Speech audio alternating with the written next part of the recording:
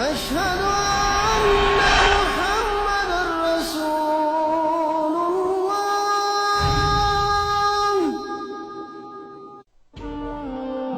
கடவுளை பற்றி சொன்னவர்கள் எல்லாம் கடவுளாகிவிட்டனர்.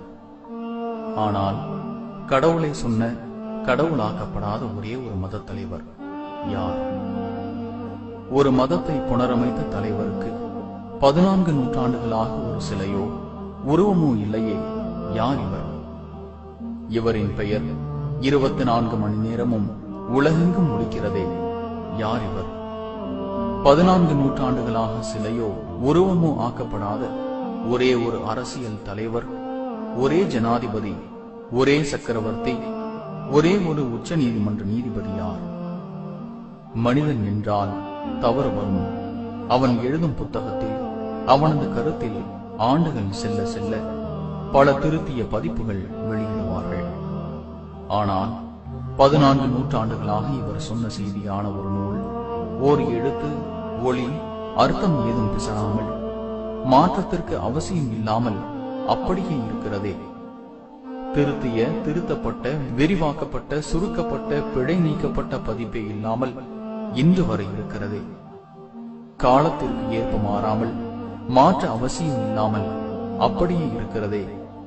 அதன் பொருளும் அர்த்தமும் எல்லா காலத்திற்கும் பொருந்தி வருகிறதே. அறிவியலை மிஞ்சுகிறதே இந்த நூல். அது எப்படி? இதை எப்படி ஓர் எழுத படிக்க தெரியாத ஒரு நபர் சொல்லி இருக்க முடியும்? அதுவும் 6ஆம் நூற்றாண்டில்.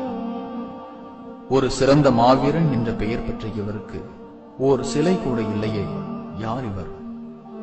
உணவிற்காக தம் இரும்பு சட்டையை அடகு வைத்த அந்த சக்கரவர்த்தி யார்? இவர் கால் பதிக்காத இடத்திலெல்லாம் இவர் சொன்ன கொள்கை எப்படி கால் பதித்தது?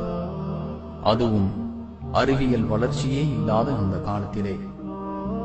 சிந்தியுங்கள். எப்படி 6ஆம் நூற்றாண்டில் வாழ்ந்த ஒரு மனிதர் சொன்ன செய்தி இன்றும் பரவி விரிந்து வளர்ந்து கொண்டிருக்கிறதே. என்ன காரணம்? அவர் சொன்ன நூலைதான் சிறிது புரட்டுங்களேன். எப்படி 6ஆம் நூற்றாண்டில் வாழ்ந்த மனிதர் 21ஆம் நூற்றாண்டில் நடக்கும் செய்திகளை அப்படியே முன்னறிவிப்பு செய்திருக்க முடியும்? இதையெல்லாம் மீறி இவரை ஒரு சமூக சீர்திருத்தவாதிகளின் தந்தை என்று அழைக்கிறார்கள் என்றால், இவர் சொன்ன சட்டங்கள், செய்திகள், அறிவுரைகள் இன்றும் அமெரிக்க முதல் இந்தோனேசியா வரை பின்பற்றப்படுகிறது. யார் இவர்? உருவத்தில் வாழாமல் 200 கோடி இதயத்திலும் வாழும் இவர் யார்?